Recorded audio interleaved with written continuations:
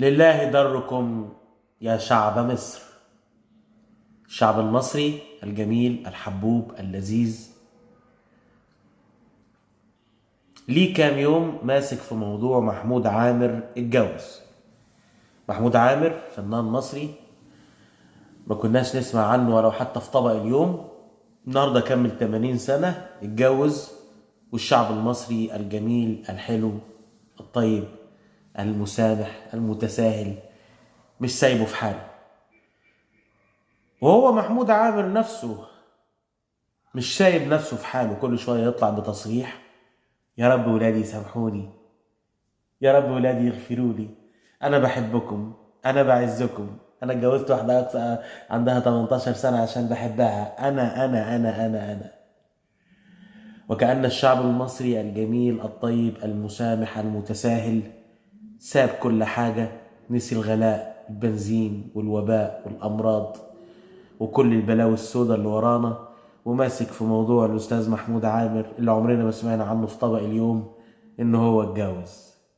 طب ما يتجوز محمود عامر، ايه المشكلة لما محمود عامر يتجوز؟ ما هو في ناس كتيرة عندها 80 و90 سنة واتجوزوا ما سمعناش عنهم. حياة الناس الخاصة بيهم دي ليهم.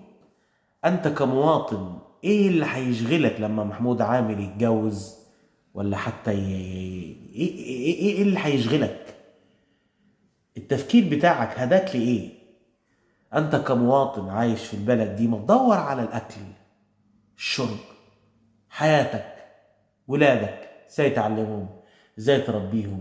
انت كل اللي شاغل بالك في ظل هذه الازمات والحاجات اللي داخله علينا والبلاوي السوداء اللي احنا عايشين فيها، كل اللي شاغلك محمود عامر ازاي يتجوز واحده عندها 18 سنه. هيفيدك في ايه؟ انت كواحد يعني عايش في هذه البلد، المفروض ان انت بترجو خيرها وعايز ان هي تكون في يعني عمرك ما درست من تدخل فيما لا يعنيه سمع ما لا يرضيه. كل اللي شاغل بالكم فنان من الوسط الفني عمرنا ما سمعنا عنه اصلا تزوج. طب ما يتجوز يا عم، ما في غيره اتجوز ما سمعناش عنه. ابحث عن ليلاك، يا ريت كل واحد كده يدور ويبحث كده في قرارة نفسه عن اللي بيشغله، اللي بيشغلك انت. شوف انت اللي شغلك ايه، مش اللي شغل محمود عامر. انتوا بهذه الحياة يعني بتدخلوا في الناس وبتتعمقوا في حياة الناس الخصوصية، وهذا مش من الإسلام. هذا مش من الإسلام. ايه يعني محمود عامر يتجوز ولا محمود بطيخ؟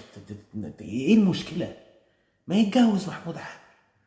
انت روح شوف البنزين اللي بيغلى، شوف الغلاء، شوف اللحمة اللي بتوصل 500 جنيه، شوف الخضار اللي بيعلى وبيغلى. ما يشغلكش محمود عامر كل يوم بتصريح، وهو محمود عامر نفسه شغل باله يعني اصبح كل شوية يطلع برضه بتصريح. في ايه يا عم؟ في ايه يا عم؟ ربنا لا تحاسبنا بما فعل السفهاء منا يا رب العالمين.